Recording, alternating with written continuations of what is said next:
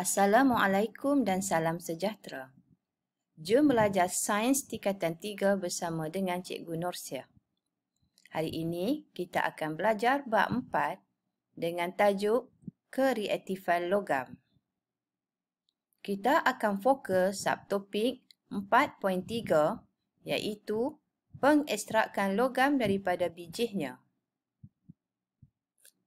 Apakah itu pengekstrakan logam? Pengekstrakan logam adalah proses untuk mendapatkan sesuatu logam daripada bijihnya. Perhatikan hubung kait antara kedudukan karbon dan hidrogen dalam siri kereaktifan logam dengan kaedah yang digunakan untuk mengekstrakkan logam daripada bijihnya. Bagi logam yang lebih tinggi daripada karbon, dalam siri kereaktifan logam seperti kalium, natrium, kalsium, magnesium dan aluminium, pengekstrakan logam daripada sebatian logam tersebut adalah melalui elektrolisis.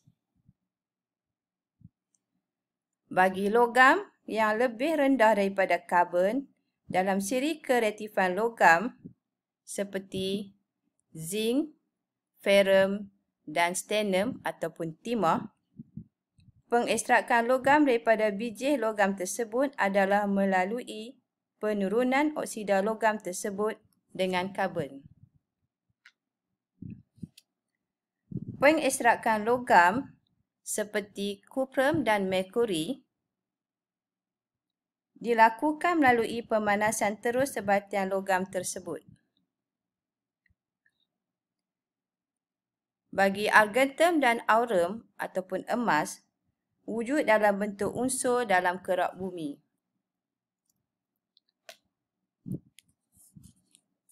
Ini ialah contoh-contoh mineral semula jadi.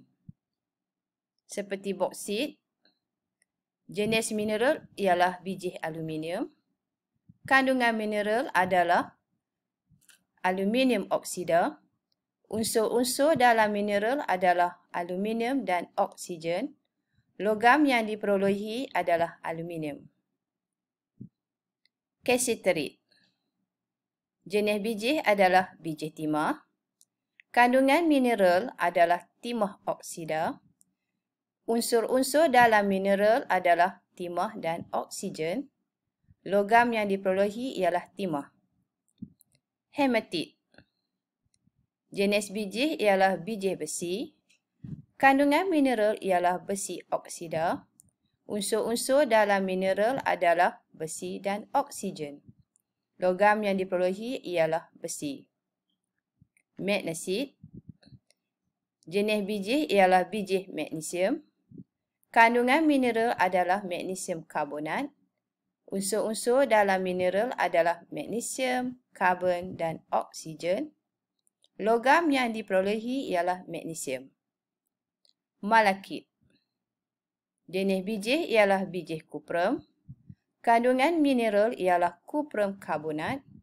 Unsur-unsur dalam mineral ialah kuprum, karbon dan oksigen. Logam yang diperolehi ialah kuprum. Mari kita lihat bagaimana proses pengekstrakan besi dilakukan. Campuran bijih besi, besi oksida yang dipekatkan karbon iaitu arang kok dan batu kapur dimasukkan ke dalam relau bagas. Ini ialah relau bagas. Semburan udara yang panas dipam ke dalam relau bagas melalui bahagian bawah.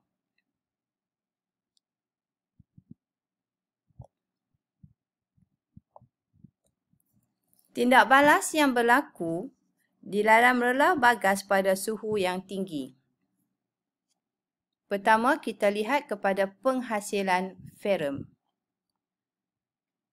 Arang kok atau karbon bertindak balas dengan oksigen dalam udara panas untuk menghasilkan karbon dioksida dan haba. Karbon dioksida yang terhasil bertindak balas dengan arang kok yang panas yang selebihnya untuk membentuk karbon monoksida yang merupakan ejen penurunan yang kuat.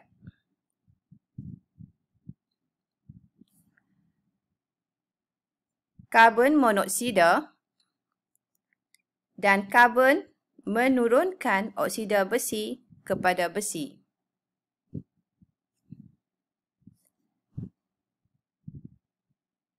Ini ialah ferrum, ini ialah ferrum ataupun besi.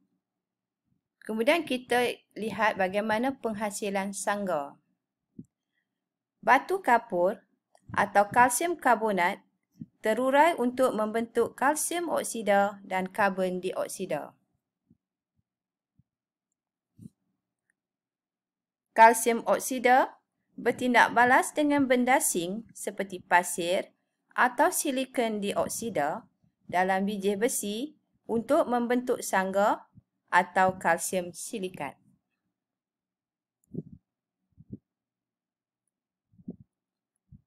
Pada suhu yang tinggi di dalam relau bagas, ferrum yang dihasilkan akan melebur.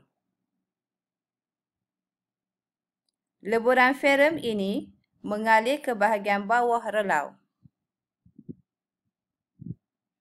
Dari semasa ke semasa, leburan ferrum dituang keluar ke dalam acuan dan dibiarkan menyejuk dan membeku. Leburan ferrum yang membeku ini dikenali sebagai besi tuangan. Sangga yang dihasilkan akan melebur. Leburan sangga ini juga mengalir ke bahagian bawah relau.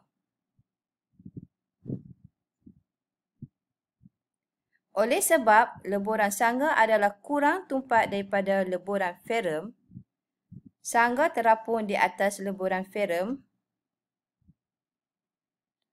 Dari semasa ke semasa, leburan sangga dikeluarkan dan digunakan untuk membuat tapak bangunan dan jalan.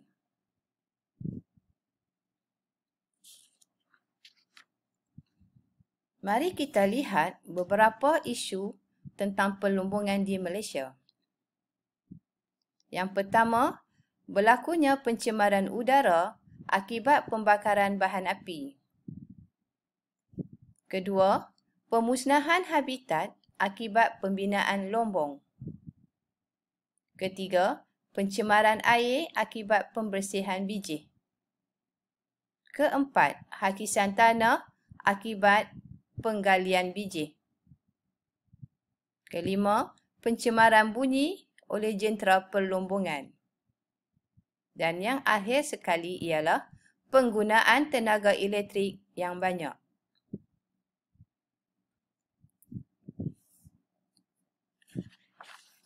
Ini ialah beberapa isu yang cikgu tunjukkan kepada anak-anak.